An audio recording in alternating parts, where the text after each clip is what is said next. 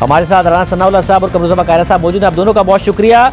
राना साहब और कायरा साहब, राना साहब पहले आपसे, आपकी जमातें तो ज़ाहिर एक दूसरे के ऊपर तनकीद कर रही हैं। आज भी बिलावल भुट्टो ज़रदारी ने कहा कि जो सिंध का अपोजिशन लीडर होता है वो जेल में, जो लाहौर का है वो आज़ाद घूम रहा है। और हुकूमत बड़ी कॉन्फिडेंट है। आपने कहा मार्च करेंगे, वो कह रहे हैं करें, और इलेक्शन से पहले इन 2 सालों में नैब के केसेस में बहुत सारे रहनुमा हो सकता है और अंदर हो जेल के। तो आपका अगला इलेक्शन भी जेल के अंदर होगा, तो कैसे इलेक्शन लड़ेंगे और कैसे इस हुकूमत को गिरा लेंगे मार्च, लॉन्ग मार्च करके, जब पीपल्स पार्टी भी आपके साथ नहीं है? देखें, हुकूमत तो बहुत कुछ कह रही है और इसी तरह से जो है वो हुकूमत में लोग जो है वो कहा करते हैं, लेकिन ये बात बिल्कुल जो है वो सामने है कि इस हुकूमत ने 3 सालों में इस मुल्क की इकॉनमी का बेड़ा गर्क कर दिया है, सियासी रवादारी का बेड़ा गर्क कर दिया है, सवाए प्रोपेगंडे के और अपोजिशन के लोगों को गिरफ़्तार करने, उनके ख़िलाफ़ नजायज़ केसेस बनाने और अब उनको सज़ा दिलाने के अलावा इनका और कोई एजेंडा नहीं है, कोई इनकी पॉलिसी नहीं है। कोई इन्होंने यानी 3 साल बाद ये नहीं बता रहे कि हमने इस मुल्क की ये बेहतरी कर दी है और अगले 2 साल में हमने ये मेगा प्रोजेक्ट्स या बड़े काम जो शुरू किए थे उनको हम उनकी तकमील करने जा रहे हैं। तो ये सिर्फ इनका यानी एजेंडा है। राना साहब, ये एजेंडा काम किया है उनके लिए? जो एक हुकूमत, राना साहब, इस एजेंडे ने काम किया है उनके लिए? वो इख्तिदार में आए भी, 3 साल हुकूमत भी की, अपने आप को मजबूत महसूस करते हैं, कहते हैं 2023 हमारा टारगेट है, अगले 2 साल में अकाउंटेबिलिटी के जरिए आप लोग जेल में होंगे, आप लोग डिवाइडेड हैं, एक दूसरे पर तनकीद कर रहे हैं। It has worked. हुकूमत के लिए काम किया है इसने, 2023 में क्यों नहीं करेगा? नहीं देखें, इसने कोई वर्क नहीं किया। वो बिल्कुल जो है वो इस बुनियाद के ऊपर जो है वो बरसे इक़्तिदार नहीं आए। बरसे इक़्तिदार तो वो एक मैनेज्ड इलेक्शन, एक रिग्ड इलेक्शन के नतीजे में आए हैं।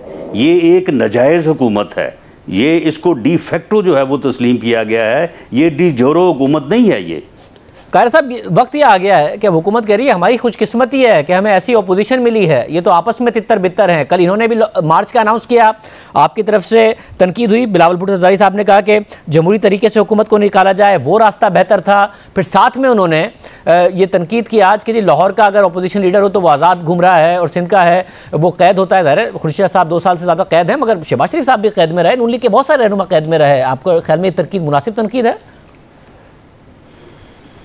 बात तनकीद की नहीं है, बुनियादी तौर पे खुर्शीद शाह साहब के साथ उनका अपना एक लगाव है और उस बात को बयान करने का एक तरीका है कि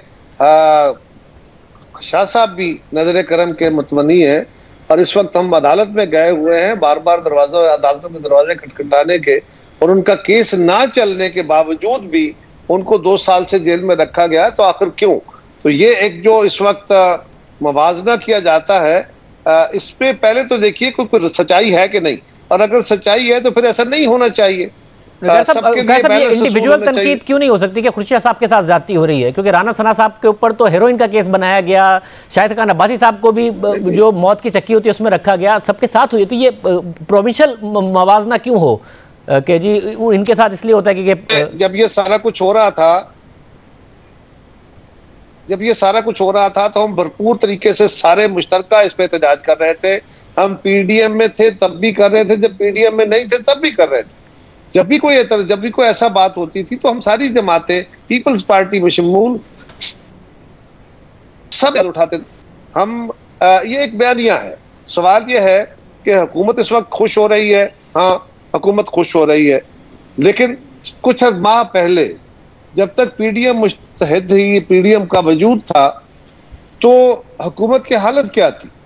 12 में से 11 इलेक्शन ये जब हारे बाय इलेक्शंस, जब सेनेट में शिकस्त हुई तो उसके बाद हुकूमत की तो टांगें लड़खड़ा गई, इनकी तो हवाइयां उड़ गई थी, इनके तो चेहरे उतर गए थे कि पता नहीं होने क्या लगा है हमारे साथ। सियालकोट का इलेक्शन जो मुस्लिम लीग की पक्की सीट है, ये कभी ना जीत पाते। हमारे आपस में होने वाले इस इख्तिलाफ ने बहरहाल ये बात दुरुस्त है कि हुकूमत को सपोर्ट दी है। राना साहब, आपकी नजरें हैं ही अगले इंतखाबात पर, तो कौन सा मार्च, कौन सी अदम एतमाद? इसलिए आप पीपल्स पार्टी की भी नहीं सुन रहे हैं। पीपल्स पार्टी मार्च करना चाहती थी, आपने इस्तीफों की शर्त रख दी थी, आज आप वापस मार्च करने की बात कर रहे हैं बगैर इस्तीफों के। उस वक्त पीपल्स पार्टी को नाराज क्यों कर दिया आपने? पीपल्स पार्टी के साथ लॉन्ग मार्च करते तो हुकूमत पे दबाव रहता और पीडीएम रहती और आप बाई इलेक्शन जीतते, जो कि कायरा साहब कह रहे हैं, या उनको निकाल के आपको ज्यादा फायदा हुआ? देखें, अब इसके ऊपर जो है वो लीडरशिप में इख्तलाफ हो गया।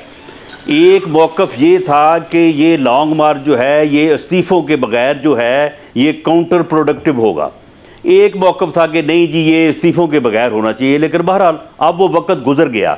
अब हमने जो दोबारा अवामी राब्ता मुहिम शुरू की है या दोबारा हम जो है वो लॉन्ग मार्च करना चाहते हैं, वो लोगों के साथ एक अवामी राब्ता और लोगों को इस बात का जो है वो एहसास दिलाना और लोगों को जो है वो ऑन बोर्ड लेना है कि इस मुल्क में इलेक्शन जो है वो फ्री फेयर होना चाहिए, वोट की इज़्ज़त होनी चाहिए और ये जो मैनेज इलेक्शन का तरीक़ाकार है इसको जो है वो ख़त्म होना चाहिए। इसके लिए अवामी दबाव को बढ़ाने के लिए हमारे पास यही तरीके हैं कि हम जलसे करें, रैलीज़ करें, लॉन्ग मार्च करें, जो एक जमहूरी और आइनी और कानूनी तरीका है पुरअमन एहतजाज का।